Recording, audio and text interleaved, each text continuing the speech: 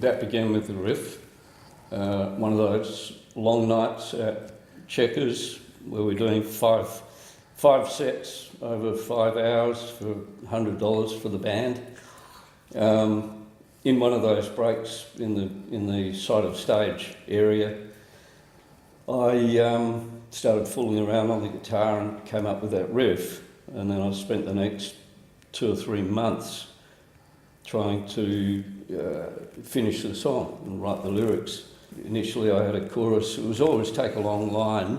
John threw in a great idea for the chorus, which became what it is. The lyrics, at the time I was right into exploring King's Cross, and in particular with my Nikon camera, particularly photographing some of the street people. And that's where that all came from. People think it's about cocaine, Take a Long Line. I hadn't heard of cocaine or speed or any of that. It was just purely take a long line, reel them in, sounds good. You know, it was our first hit. It changed our life, that song. But when we first started rehearsing it, Rick had this chorus. He's just told you about it, but I'll tell you again, because it had about 15 chords in it. It climbed up the neck, and it was incredibly complex. And that's when I said to him, "Why don't we just go take a long, the D and the E,"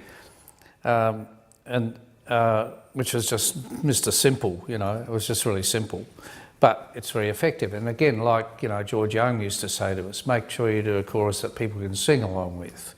And we put it together. That changed everything, because I think without a hit, it's possible that Alberts might have even dropped the band. I mean, they were really supportive, so maybe I shouldn't say that, but it was getting to that point where we were either going to have a hit or we're just going to have to maybe give it away. We actually had a meeting about giving it away.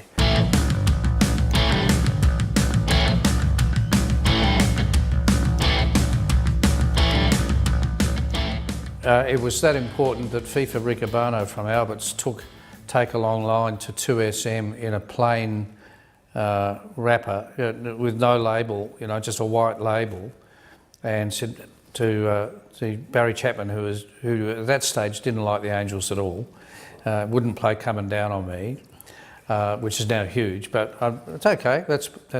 And she played it to Barry Chapman, didn't say who it was that recorded it, and he said, "That's going straight on radio." He put it straight on high rotation that day, and then she said, "By the way, that was the Angels."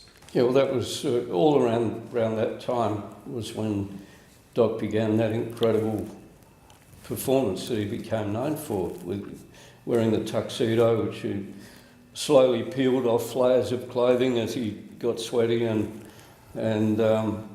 that it was a foil against what I was doing, standing still, and it just worked. People loved it. He came out looking like a waiter or looking like a conductor, and ended up just a complete mess, dishevelled clothing, stripped off, and sweat all over him. It looked like Angus Young. That was the other song that got a lot of airplay in America at the time when we started touring in 1980. So yeah, it was definitely a major anthem for us. I mean, again, it's like a real sing-along chorus. As I was saying earlier, I mean, we learnt from the best. AC/DC would tell you the same story. George Young and Harry Vanda. Take a Long Line came out. It was a radio hit, and of course, all the cult followers, they've deserted us. We're mainstream now. Nah, we don't want to know. So we lost some of our following, but what happened was it spread outwards. Out the western suburbs became huge, and then the other cities, they all followed: Brisbane, Adelaide, Melbourne.